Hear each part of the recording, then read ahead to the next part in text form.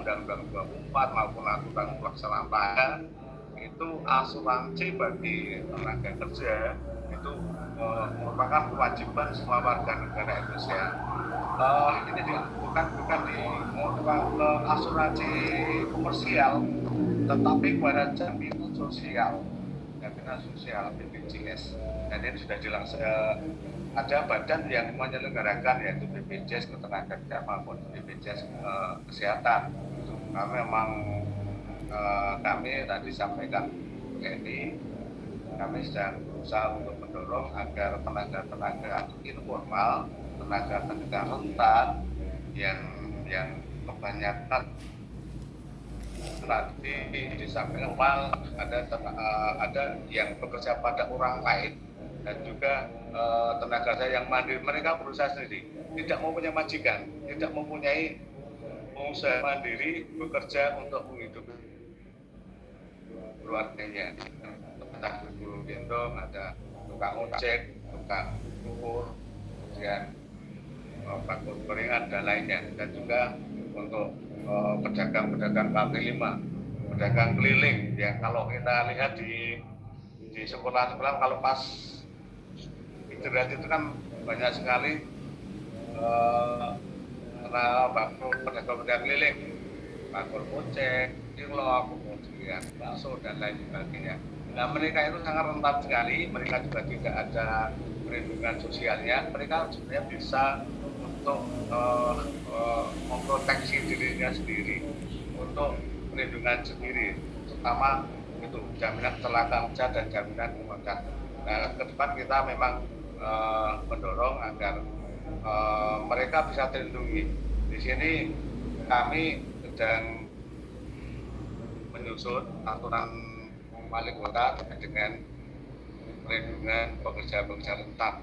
Ya, ini kami sedang mendata pada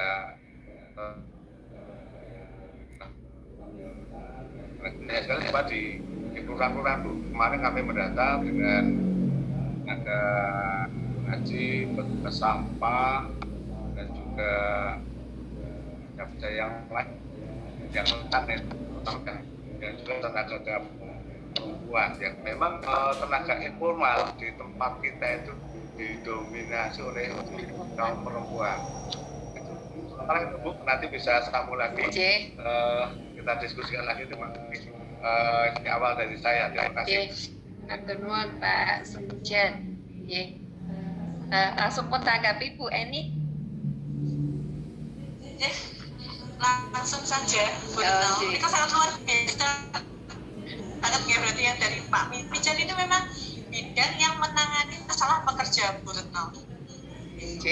Nah, kebetulan memang ya Pak Mijan, yang untuk pekerja informal kan belum ada payung hukumnya ya Pak Mijan ya? Ya, belum ada. Makanya ini kan kami belum ada payung hukumnya sehingga gimana?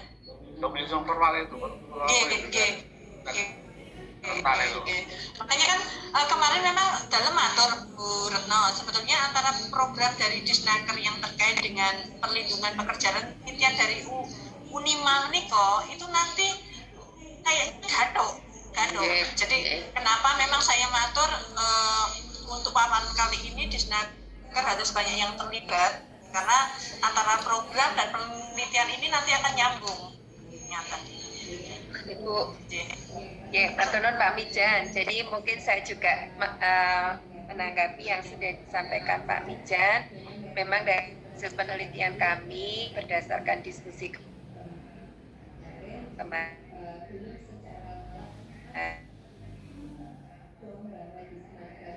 melakukan pembuat program.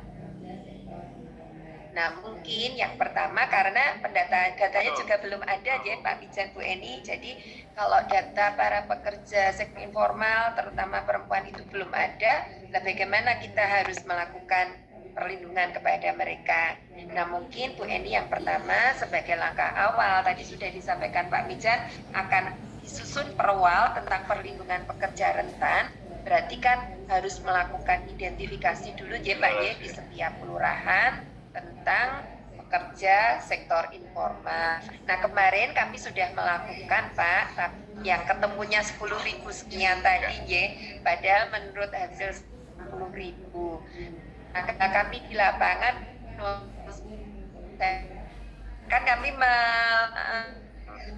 mahasiswa untuk melakukan itu, ternyata dengan izin yang sudah kami kantongi dari Kesbang itu ternyata tidak cukup untuk mencari data di setiap kelurahan. Jadi mahasiswa, ini kami sudah dapat izin kok masih seperti ini, jadi penting. Nah, akhirnya waktu itu untuk pendataan membutuhkan waktu yang cukup lama. Kemudian yang kedua, data di kelurahan itu tidak ada, Pak, yang secara ini jumlah kerja sektor ini. Nah, padahal kalau dari pemikiran kami itu kalau dilihat dari kartu keluarganya kan ada, ya, pekerjaan swasta, pekerjaan PNS, mungkin bisa didata lewat itu. Akhirnya anak-anak itu terus door to door, ya, door to door untuk mewawancara tiap rumah yang mempunyai pekerja sektor informal. Nah, karena kami dibatasi waktu, akhirnya tidak nyandak sedoyo, dan akhirnya yang ketemu hanya 10.000 sekian, Niko. Nah, mungkin nanti supaya perwal yang akan disusun itu bisa bermanfaat bagi sektor informal. Yang pertama memang harus ada pendataan secara khusus untuk kondisi jumlah pekerja sektor informal tadi. Ya, memang leres tadi, ya, sebenarnya peraturannya sudah lengkap, ya, Pak, ya, mengatur semuanya. Tetapi selama ini kan hanya sektor formal dan sektor informal hampir belum terjamah, hanya permukaannya saja sebagian kecil. Faktor utamanya adalah di kuantitas, jumlah, kondisi dari pekerja sektor informal itu sendiri. Nah, nanti Bapak harap model yang akan model yang dirancang nanti itu bisa diterapkan. Hanya kan ada pelibatan dari berbagai pihak. Nah, sebenarnya khusus di kesehatan keselamatan kerja itu kan di Dinkes, ya, harusnya juga Dinkes dilibatkan, lupa. Dinkes itu kan di Puskesmas ada UKK, unit kesehatan kerja, di mana UKK ini harus didirikan di setiap sentra industri. Jadi seperti di Dar Selatan tuh sana ada sentra industri. Nah, nanti UKK ini yang akan mengelola apabila terjadi kasus yang terkait dengan kesehatan dan keselamatan para pekerja. Nah, mereka nanti yang akan, ya, sampai nanti membawa ke rumah sakit dan sebagainya itu adalah UKK-nya. Tapi dari pengamatan kami sepertinya UKK adalah kecamatan, semacam kecamatan belum ada, ya, belum. Nanti mungkin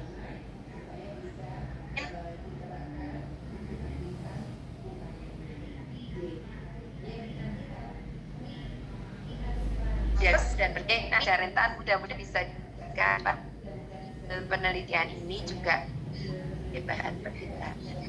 Bu Eni, matur nuwun. Ya.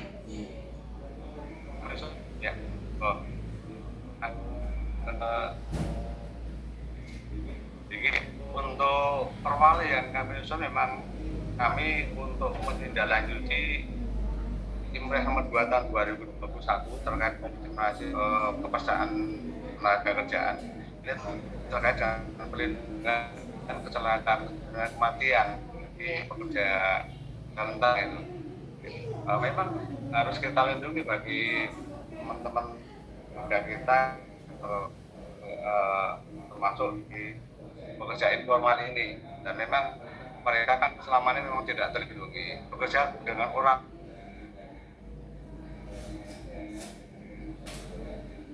kerja pada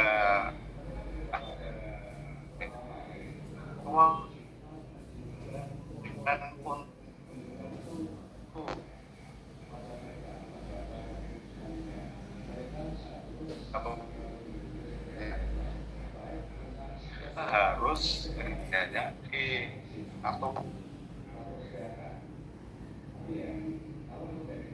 pekerja dan pemadaan ini belum, yang belum.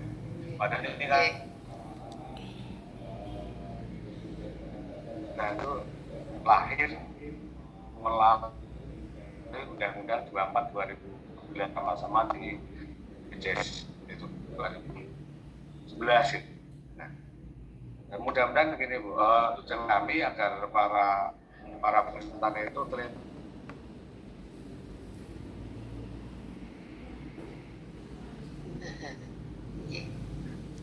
Putus Bu Eni. Putus. Ini mungkin internetnya Pak Mijan ini putus.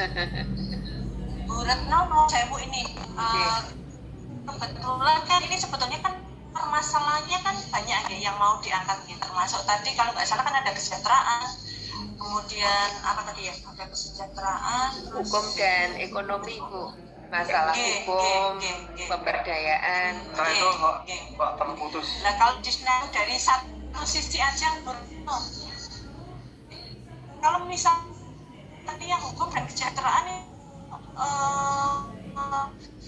lebih baik kita nanti di rapat selanjutnya mengundang gitu nggih atau bagaimana Niko? Biar nanti dari permasalahan yang panjenengan teliti ini semuanya nanti bisa harapan kita kan dari permasalahan ini kan nanti kan bisa ada solusi ya dari semuanya semua sektor atau bagaimana Niko?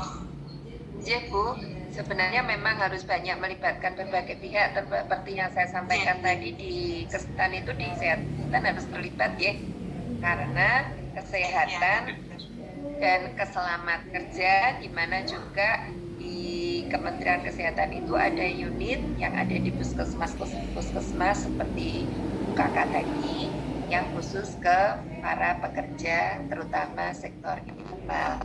Ini yang klik lagi dengan yang disampaikan Pak Mijan tadi Pak Ye, yang perwal untuk perlindungan pekerja rentan. Jadi ini fokusnya pekerja ya Pak Ye, perwalnya fokus pada kesehatan dan keselamatan kerja ya Pak Mijan, karena dengan BPJS tadi.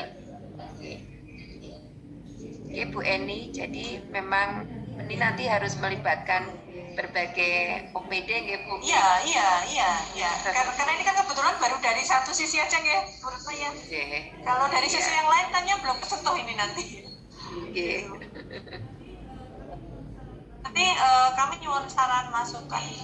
Kira-kira nanti dari OPD mana ya yang bisa lebih pas nanti, karena ini kan juga nantinya juga kaitannya dengan kebijakan dengan penelitian mau seperti kesehatan dan ketenaga kerjaan tadi ada daerah dan kebetulan memang sudah arahnya tidak menindaklanjuti nanti. Ada saran masukan atau tanggapan terkait dengan paparannya luar biasa penelitiannya